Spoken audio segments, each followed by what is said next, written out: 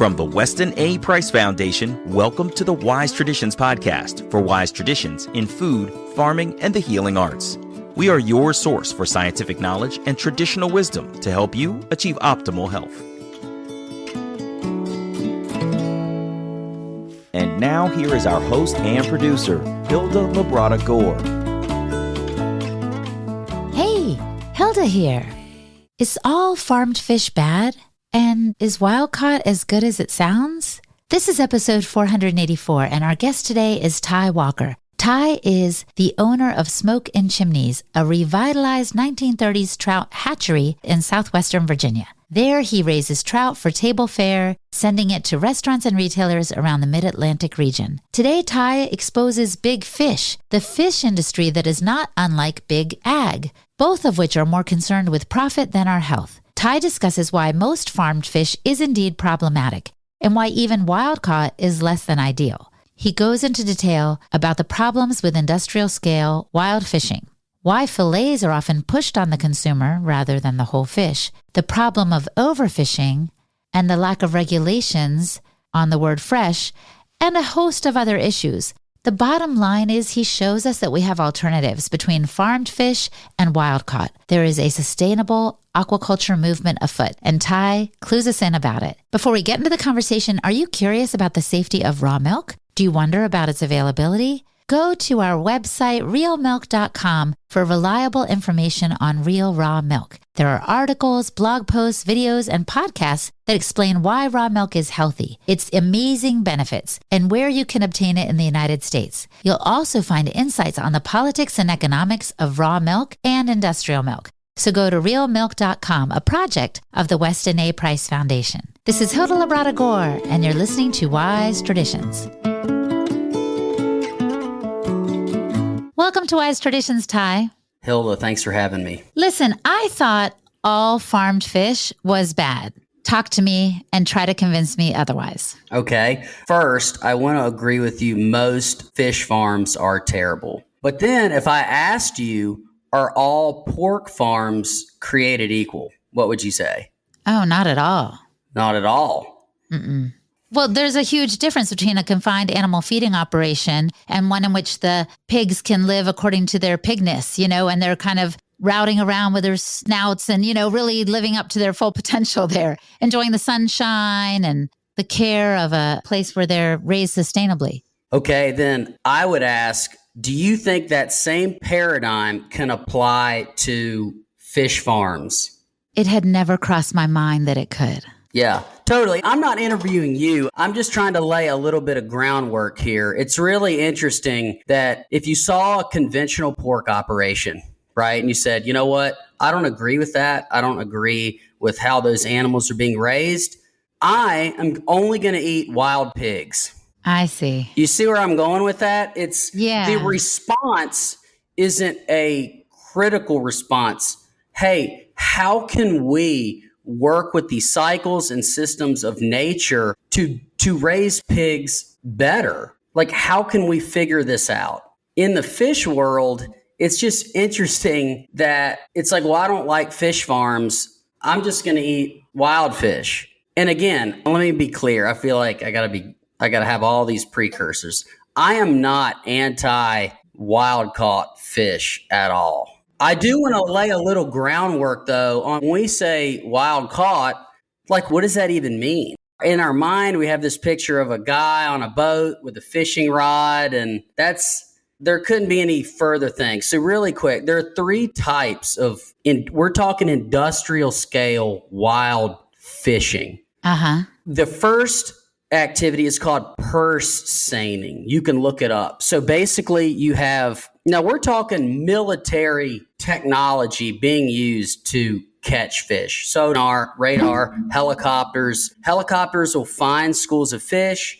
You have speedboats that surround the school of fish with huge nets, right? And then you have other boats that pull these nets up, and everything that is caught in that net dies. Sea turtles, anything, seals, any other types of fish that they're not even targeting. That can be up to 40% of just stuff in the net that just gets thrown back in the ocean because it wasn't targeted. Oh, wow.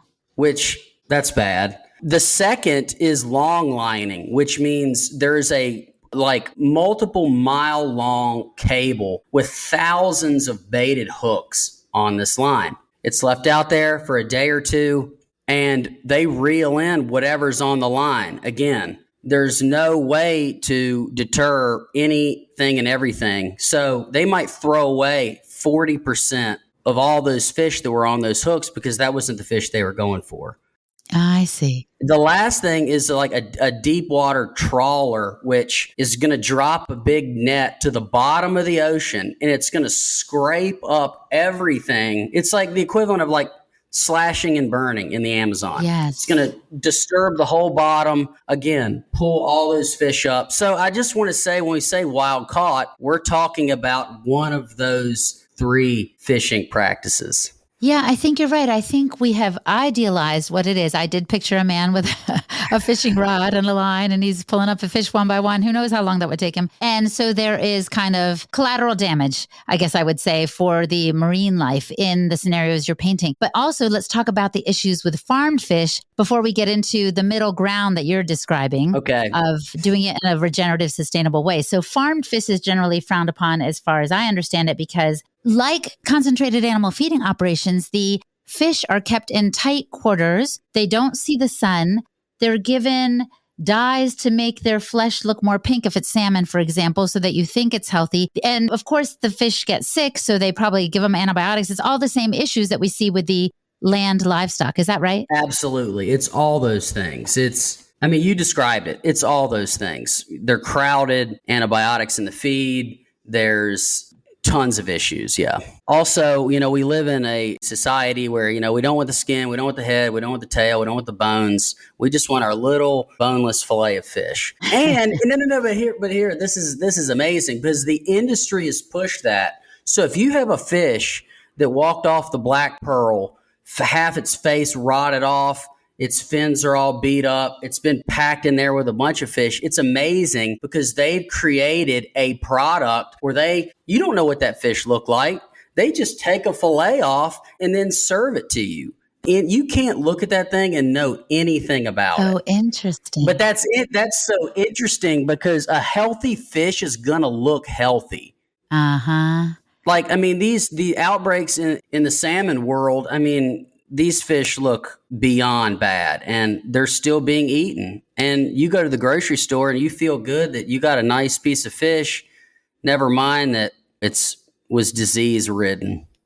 Oh my goodness. Well, this is also the origin of baby carrots, as I understand it. Okay. In other words, they didn't find the produce very appealing. I'm not saying it was really messed up, but so they were like, let's shave it down to these little bite-sized pieces that people might buy. So they're kind of trying to serve the public something that they are creating a demand for. You're right. I hadn't thought about it before. We don't get to see the whole fish. We just see a little fillet. No. But so let's go now and talk about this third way. It's an option between the wild caught and the farm fish conditions that we were just describing that none of us want. What's the third way? I want to answer it. Let me say 2 other things real quick. I get it. The assumption behind wild caught fish is the fish are being raised in a clean environment, right? That's the assumption. Yes. Never mind. In 25 years, there will be as much plastic in the ocean as there is fish, cumulatively in weight. In 25 years, it'll be just as much plastic as fish? What? Yeah. Hilda, listen to this.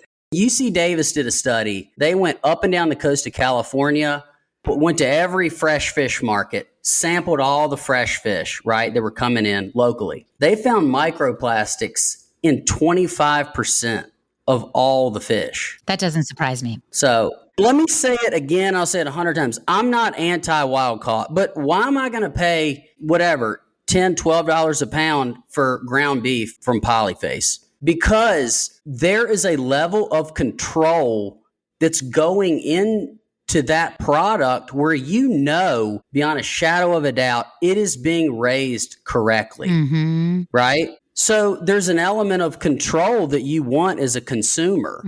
But fish out in the ocean eating plastic, mercury coming from all the coal plants. All the recommendations about mercury levels in wild fish, there's plastic in 25% of it. Look at the way it's farmed.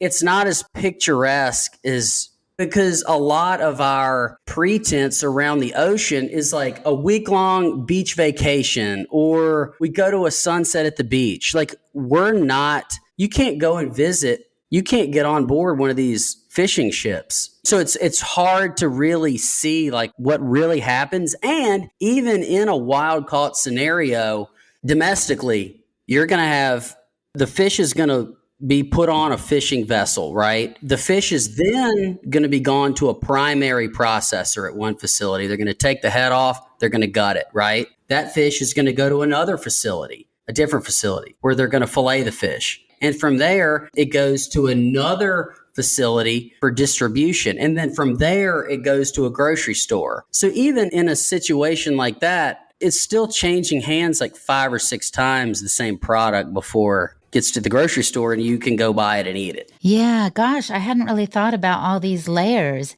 And you're right. I think some of us are very careful about the source of our meat, our red meat or our pork or our chicken on the table, but we hadn't thought about this fish bit because we've idealized, as I said earlier, the wild caught scenario. So I know, Ty, that you and Shannon have bought an antique hatchery, and apparently this has been around for a while. Talk to us about this third way, this kind of regenerative way of fish farming. So I operate a 1930s trout hatchery in Southwest Virginia, where we run our facility. There's a 3,000 gallon a minute beautiful spring that's feeding our raceways and our ponds. It's amazing that, the water it's coming out of the ground at, 52 degrees year round. It's a pH of an 8.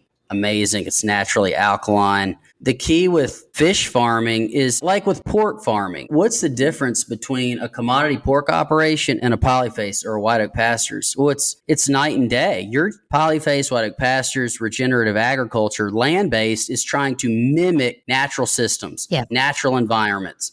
So we're doing the same thing in our hatchery. The fish are out in these cold water ponds, earthen ponds. There's vegetation. They're eating bugs in the evening. It's low densities. It's a beautiful symbiotic relationship that a fish farm can have with the fish. Just like, I'm trying to just paint pictures that are familiar for folks, the pasture pork versus the commodity pork. And yeah, it's been amazing to see what we can do with aquaculture. I mean, to see that wild fish stocks are down 90%. I mean, they're talking about by 2050, the oceans, like, did you know that 90 million pounds, that's the haul every year from the ocean? Did you know that number is stabilized and even started declining since 2002? The demand for seafood in terms of what the population is doing over time, like, the demand outstrips the supply 10-1. And here we are in the fourth quarter of it all, and nobody's saying anything. And yeah, I have heard about overfishing, but I hadn't wrapped my head around the concept. Basically, what you're saying is we're extracting more from the ocean than it can even keep up with. Right. Farmed fish is now half of the whole seafood industry. And it's really interesting that the roots of aquaculture, the first kind of primarily farm salmon businesses that were getting off the ground, took funding from big ag. So big ag kind of inserted the mindset, the ethos of this sort of monocultured, high density thought processes to raising fish. That is why fish farming does not have a good name. Wow. And that's why, and it's really amazing. I mean, there's operations all over the world that have really, really consciously crafted structures and systems in place to mimic the natural environment to raise healthy, amazing fish that don't have plastics, that don't have mercury, that don't have all this stuff that a potential wild fish could have. And what's so cool, Ty, is that, for example, where you're doing it with your fish, it's a natural environment. I've actually been to your hatchery and I saw the clean water coming down the mountainside and springing up on your property. And so you don't have them in some artificial tanks. I guess I just always assumed it was farm fish or wild caught and that was it. I never realized there were more possibilities. And that, of course, that what we're doing in a regenerative sense for the land, we could do for the fish. And I mean, for the livestock, we could also do in a regenerative way for the fish. 100%. We sell our fish through Polyface and White Oak Pastures and our own website. And, in the past 2 years, we've gotten into, some Michelin star restaurants. And it's amazing to see regenerative aquaculture kind of like come on the scene like regenerative agriculture has in the past 15 years. Ty, can you tell us more about the process, like from start to finish?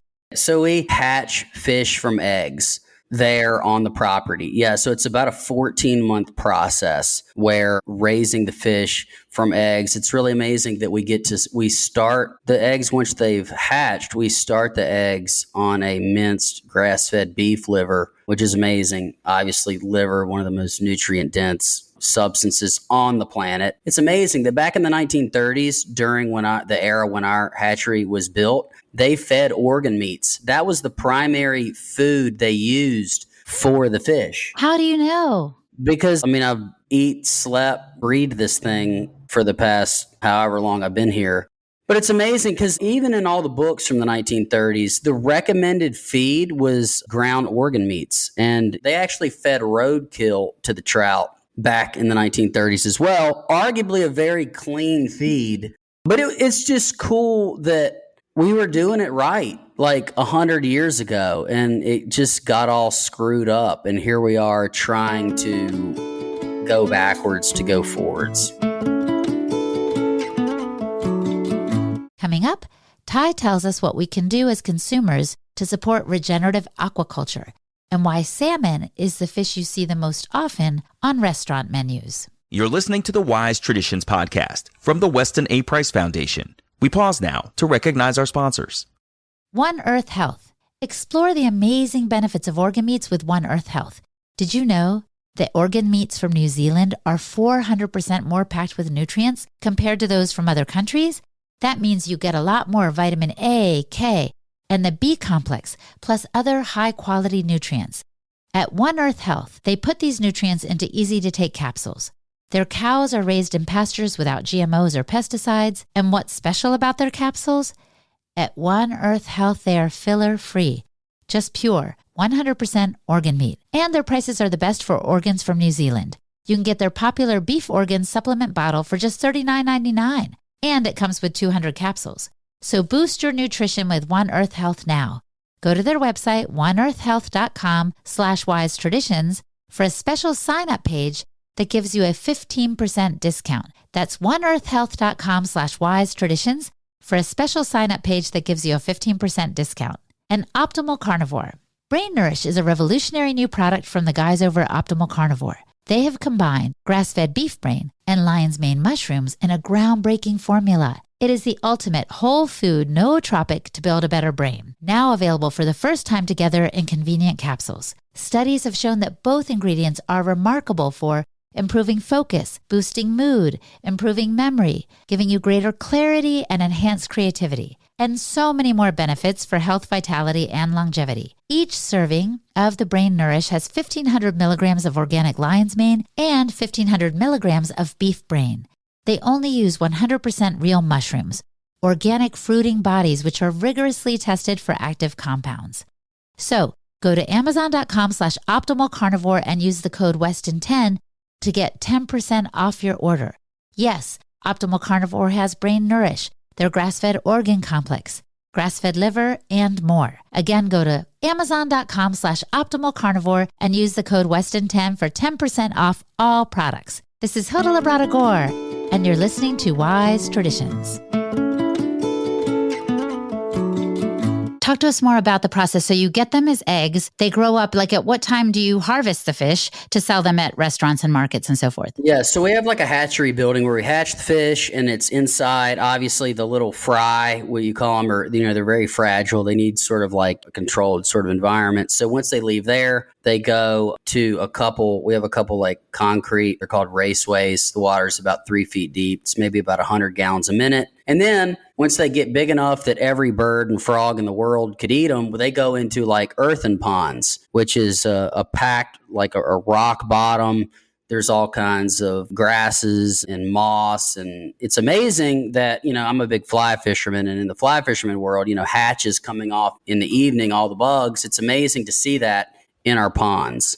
Yeah, so it takes about 14 months. So we take care of these fish for about 14 months. Then we process the fish. We have a little facility right down the road from our farm. And from there, it gets shipped all over. This doesn't mean just because this is the regenerative way in which to raise these fish, this doesn't mean it's easy. I think I saw a post of yours on Instagram where there was some tragedy and you lost a lot of fish. What happened? Yeah, that was last summer. It was just, we had a pipe move. This was at a different facility, like down the road that we were kind of trying out. So it's one of those things. For an animal, they're able to breathe air at all times, even if they don't have something to drink or something to eat. With a fish, the dissolved oxygen in the water is their air. So if there's an issue with that, then the fish aren't going to make it. So it's been a major learning curve, but we're super committed. I mean, to be able to stand behind a product that I personally have taken care of for 14 months and, it gets served on a plate at a restaurant or somebody orders one of our trout boxes. And it's like, how many places, from a fish at a grocery store, how many places can you say, I can go visit the address and see the fish alive in the water? How many? I mean, I can't even count them on one hand. I'm just saying, our address is on our website. So for me and my kids, it's amazing to be like, dude, I don't have to guess about where my seafood's coming from, or like, is there mercury in it? Is there plastics in it? Did 8 dolphins have to die to get, I literally can go and see the fish. I know exactly what I'm getting. I know their life cycle, and I get to be a part of a seafood that I can really, truly stand behind. So I'm kind of assuming, but I have to ask, you don't give your fish antibiotics or any dyes or anything? No. So we don't do any of that. We don't need to. It's like grass-based agriculture. It's all, and that was our background. We're grass-fed Wagyu beef and pasture pork. If you do things right from the start, you're going to be in the preventative side, not the allopathic treat symptom side. And it's amazing, and I just did a video on this, like the spring, we'll have like a spring flood once or twice a year, and it kicks up a bunch of silt. That'll irritate like the fish's gills. They may have some gill issues. We just put salt in the water, and it decreases inflammation like in their gills.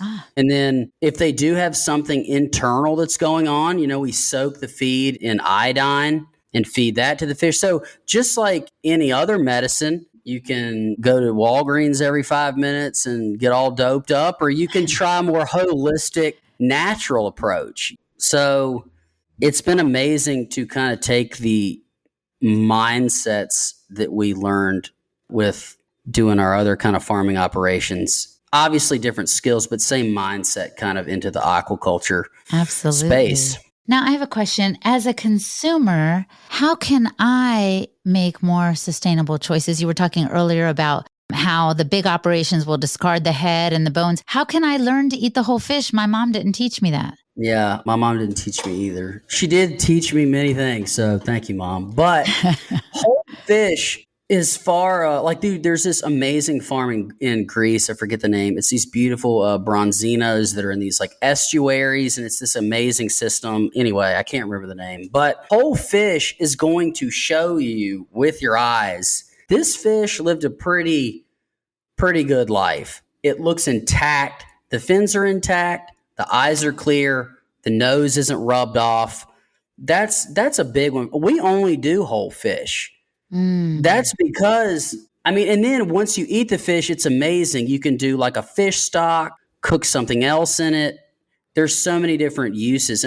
Plus there's so much good like fat and meat, like around the fish collars and the head. And it's like nose to tail, but a fish, So Yes. I would say number one, whole fish for sure. Mm-hmm. And I do know Sally has resources too, if not in her book, Nourishing Traditions, definitely on the westonaprice.org website. I've seen her make fish stock before, so I know there's lots of goodness in there for sure. But I have another question for you. Ty, why don't I ever see trout on a menu? Like when I go to restaurants, it's usually salmon or swordfish or tuna or something. So there's so much to unpack there. With salmon, that is the most heavily funded species in the whole world, salmon. Wow. I was at the Boston Seafood Show a month ago, and the amount of money because salmon was the first domesticated fish as far as the breeding, getting the size right. I mean, cows have been, domesticated for thousands of years or whatever. Aquaculture isn't new, but as far as domesticating and inline breeding enough to get a salmon to look the same way, with every generation, that's the narrative, man. To be honest, that's the narrative. And they've gotten that thing so dialed in with the salmon farms and even, wild caught salmon. Just me personally, like in our lifetime, we will see the collapse of the wild salmon. The East Coast runs have been gone for a long time. The West Coast runs are done. Just in the past year, 3 of the biggest wild-caught salmon processing facilities in Alaska have closed because the runs they're gone. And then to still keeping to champion wild-caught, it's like in a perfect world, sure, but we're not in a perfect world. If we said, hey, look what happened to the American bison. Mm-hmm. As a wild food, utterly decimated. Absolutely. So, but if I was like wild bison, Hilda, you'd be like, well, Ty, is that really like the best decision? Like, I understand it's healthy, but is that the best decision, like for our environment, for the longevity of us being stewards on this earth? The answer would be no. So I'm just, again, I don't have some big agenda. I'm just a dude that has a trout farm. I'm just trying to paint a picture. And obviously all the wild caught fish industry, of course, they don't want to tell you about regenerative aquaculture. They're like, keep buying that wild caught salmon, and we're just going to milk every last salmon off the face of it. It's like the Lorax. Oh my gosh. Yes, totally. I'm not trying to be morbid. I'm literally just trying to present the case of what's going on, and regenerative aquaculture is a way to have a beautiful, healthy, clean product that you don't have to wonder. If I just turned pigs out and was like, I'm going to harvest them in a year, and I was like, well, they're wild raised. Well, you don't know, did that thing get in a landfill? You don't know what the thing ate or didn't eat. But in the regenerative agriculture space, we pride ourselves on knowing, how did the animal live? What was it fed? What's going on with it? I want to go see him. Like, why don't we do that same thing with aquaculture? I want to see the fish in the water. That should be what we're saying. So are there salmon farms like your trout farm that are using these regenerative aquaculture techniques? Because that would be a nice in-between too, but I haven't heard of it. It would. I can't definitively answer that question because I'm not going to answer that question unless me personally have been to the place. I don't care what's on their website. I don't care what the pictures are. I want to go and see it. Mm-hmm. Anybody can put in, you could say, even with fresh and frozen, there's no regulations around labels of fresh. Some can be in the grocery store as fresh, and it could have been thawed out. They could thaw it. There's no regulatory thing around fresh or frozen. I'm saying... Wait a minute. Are you saying that area in the grocery store where all the little fish on ice, and you think they just caught them and they were never frozen, there's no promise that that's true? No, Hilda, the word fresh means not frozen. It doesn't mean it got caught yesterday. Oh, no. So I'm just saying, if you as a consumer want to go in there and just roll the dice, go roll the dice. But for me, again, I've eat, slept, breathed this whole thing for years. So having my, perspective, I'm like, man, I don't care if I just eat trout forever. I want to know that I know that I know, because that's the way I am with bacon or pork chops, right, or steaks. I want to know that I know that I know. Well, I want to know that I know that I know for fish. For those of us who still enjoy fish, would you say that the benefits of the fish outweigh the mercury and microplastics that might be found in them? I'm talking about if I buy wild caught from my local store and I'm like, okay, that's as good as I can do right now because I'm not near Ty's fish farm that's doing it all right. Would the benefits of the fish be better than avoiding seafood altogether? Just tell me your opinion. Yeah.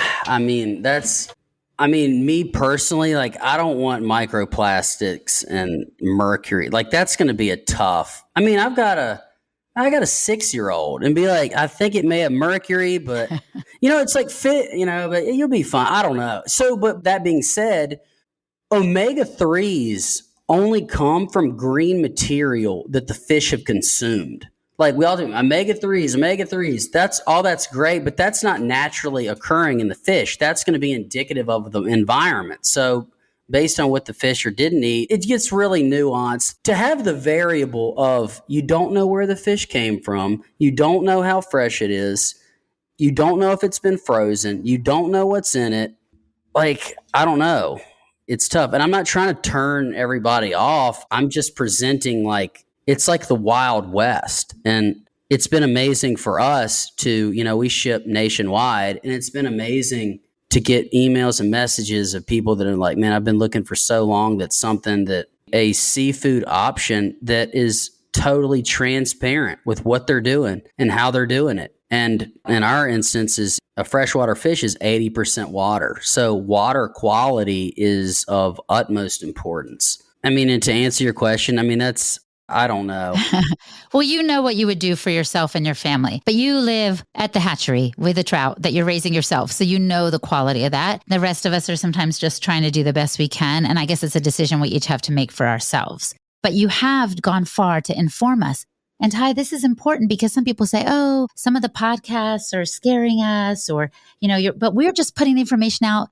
And then the people decide for themselves what they're going to do with it. And this is not to scare anybody. There's a bunch of regenerative aquaculture farms out there. And like you order your meat from Polyface or White Oak Pastures or whatever, you can order trout from us. You can order fish that is raised correctly. It's out there. So I want to back up as we prepare to close, Ty. I want you to tell us what got you into this in the first place. You said you didn't know anything about fish, I don't think, before you guys got the hatchery. What's your personal background?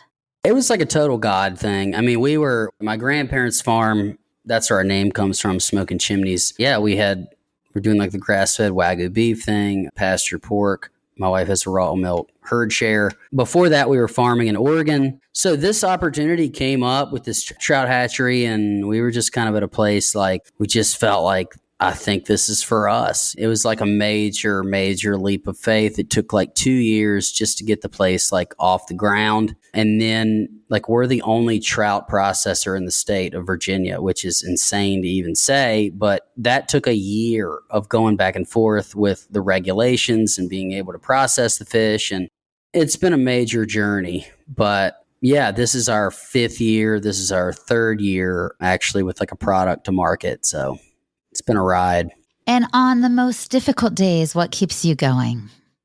To be totally honest, I'm so like just deep into this thing with our time and energy and resources. And it's like, we just got to keep going. And it's like, well, where is it going to end up? And it's like, well, I don't know, and it's amazing. We started carbonating our spring water. So we're doing that. We're working on doing like a 10 fish is huge right now, like a 10 trout. So yeah, I got a bunch of cool products and just the wins of like, to be able to work with Dan Barber, that's amazing. Sending brook trout up there and places up and down the East Coast. And it's just been amazing just to see the response from people that just see the value of regenerative aquaculture systems and how that we believe is the future. Yeah, that is powerful. That would keep me going too. All right. So now I want to pose to you, Ty, the question I love to pose at the end of the program. This is health related, not necessarily fish related. Yeah. But if the listener could just do one thing to improve their health, what would you recommend that they do? For me, and I would say, I've been on GAPS, Intro to GAP. We've done all the stuff and it's all amazing. But I think managing stress and getting rid of stress, I think that's something to hang your hat on. Beyond the food and whatever, it's the lifestyle of just an inner peace. I think that attributes more than we think to the longevity of a person's life. That's right. The longevity and probably the health span. In other words, not just living a long time, but living a healthy life your whole life. Right. So that's amazing. Ty, thank you. Thank you for this conversation. It's been a pleasure. Thanks, Hilda. Our guest today was Ty Walker. Visit his website, smokeinchimneys.com, to learn more. And I am Hilda Labrada Gore, the host and producer of this podcast for the Weston A. Price Foundation. You can find me at holistichilda.com. And for the transcript for this episode, visit our website, westonaprice.org, and click on the podcast page. And now for a recent letter to the editor from our Spring 2024 Wise Traditions Journal. Thank you from Western Australia. It's a hot summer morning in the outskirts of Perth when I check my bushfire app. A necessary evil when your state has constant bushfires for about 5 months of the year. I jump in my car with my Esky cooler full of ice and head out for a long drive to my local farmer where I can get delicious raw milk and cream. But I'm okay with that. Thank you, Weston A. Price Foundation and Natasha Campbell McBride. Here in Perth, the number of WAPF members is probably less than 100. On your podcast, Hilda's Voice encourages me as I get further out of the city. Side note, I'm happy to hear this.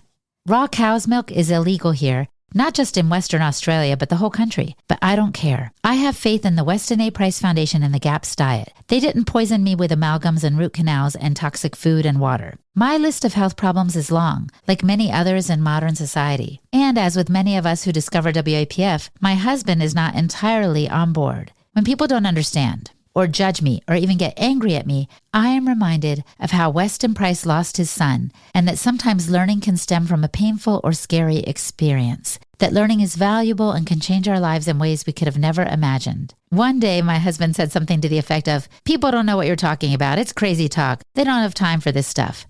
I remember my response vividly. That's because they're not sick enough yet. Sadly, I believe that. I try to believe that little things matter and tell people around me what I know if they are open to hearing it. And I try to keep Hilda's motto in mind, keep your feet on the ground and your face to the sun. A big thank you to everyone involved with WAPF. Name withheld. This warms my heart to know that people on the other side of the planet are listening to these words and feeling and finding encouragement. That is our mission here at the Weston A. Price Foundation. Education, research, and activism. We do it for you. We join hands with you on your journey. And thank you so much for listening, my friend. Stay well, and do remember to keep your feet on the ground and your face to the sun. On behalf of the Weston A. Price Foundation, thanks for listening. We have many free resources to support you on your health journey. Visit westonaprice.org to find podcasts, articles, videos, and more. You can also find a local chapter near you for help in finding sources of great food. We invite you to support the Foundation's mission of education, research, and activism by becoming a member. Thanks again, and take care. Wise Traditions is a project of the Weston A. Price Foundation for wise traditions in food, farming, and the healing arts. The content on this podcast is provided for informational purposes only and is not intended to substitute for the advice provided by your doctor or other healthcare professional. It is not intended to be, nor does it constitute healthcare or medical advice.